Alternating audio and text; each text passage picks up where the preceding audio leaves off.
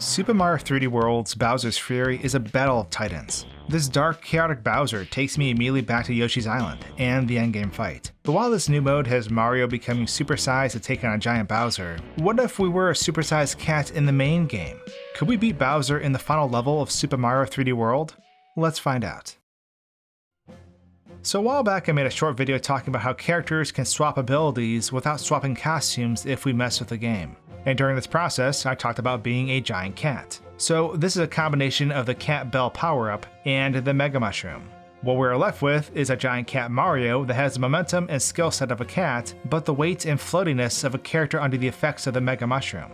There's a problem with this setup though, but I'll go over that in a moment. For our quest, we're heading to the very last Bowser stage in 3D World, but Bowser's in for a big surprise. So our giant cat Mario spawns up top and we decide to climb into the ruins of Bowser's car, destroying it further like most cats would. After we move on from our new litter box, we make our way over to the lift. Surprisingly, because this lift was designed with 4 people in mind, it's the right size for a giant cat. Now at this point I was already starting to think this level was going to be brutal, if not impossible.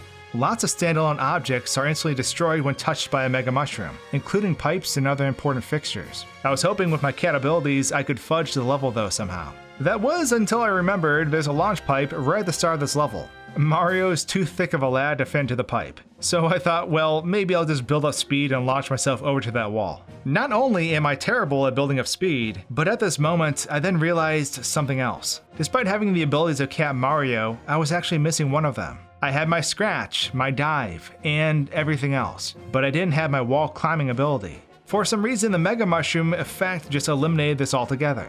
So we have a problem. After dying again, I then had to resort to another cheat, utilizing a moon jump. Yeah, I know, it defeats the purpose, but we've already lost. At least with this we can try to make it to the end. And honestly, I'm glad I did use this, because I ended up discovering a lot of interesting things. So with our moon jump in tow, we blast off like a rocket ship way above the clouds, and then slowly fall back down to the level. With this, we scare Toad half to death with our giant feline body, and we race to the next section of the level. And this is when I realized just how annoying this was going to be. So the moon jump is a blessing, but also a curse, because this entire area is littered with death planes. But this is when I noticed that every Bowser action in this level is independent of each other, and they can trigger in any order. So we entered the scene properly, and now it's time for Giant Cat Mario to face off against Giant Cat Bowser. And I started off by dying instantly out of curiosity. We spend most of our time being off screen in this section simply because our size causes us to snap to the ledges above us when we jump. But when we make it to Bowser, who is conveniently sitting on top of a POW block, we send him sky high, only to run into a problem. We can't use the pipe here. And because the pipe makes you invincible when you're traveling upwards, that means it allows Mario to skip the death planes that are above this area, that normally kill Mario if he falls off the upper tower. So we jump to the clouds in a daring attempt, only to get our heads stuck in them as we slide around. But as soon as we break through, we shoot off like a rocket and hit the death barrier at the top of the pipe. So this route won't work. But before skipping this entire level to literally get to the end part, I want to show you some cool stuff I discovered along the way. So apparently every single Bowser here isn't triggered by our character at all. Everything has to do with camera placement. So when our camera enters a certain range, a Bowser will be activated. So for example, the floor Bowser appears and crawls out of the random purple crater at the start of the tower. If we move the camera around, we can activate all these Bowsers out of order. Making our way up top, we can see that the cat Bowsers are stuck inside black boxes within the tower itself. When the camera gets into position, they break out and attack, but they just wait like this in the wall until the camera activates them. Going back to our mission, we basically need a moon jump over the entire level and treat this like a game of Operation. You know, that game where you reach down from above into someone's body and try to remove the problematic things? If you touch the sides, you lose. Think of Bowser's Tower as that game. Every area on the side has death barriers, but the top is safe. However, we aren't going to have a shadow guiding us until we get super close, and the camera is not going to be fun. So it's a lot of guess and check work.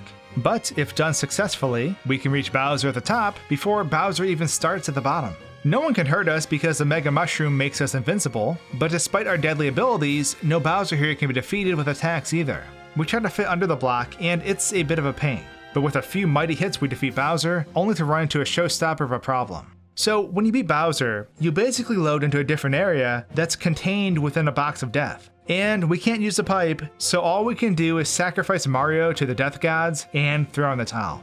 Thankfully, this lad has 9 lives, or in this case hundreds. Our mission was a complete disaster, but it was fun to see how this tower actually worked. Finding out everything relied on the camera's positioning was pretty cool, and dealing the final hit Bowser's Fury style was pretty satisfying, even if it amounted to nothing. Before dipping out, I want to toss out a big thanks to Postposterous for building this Giant Cat toolset so I could even attempt this video. They are a cheap mastermind, so I recommend checking them out. And if you want more 3D World goodness, subscribe now, because I still have a lot more coming. Cheers!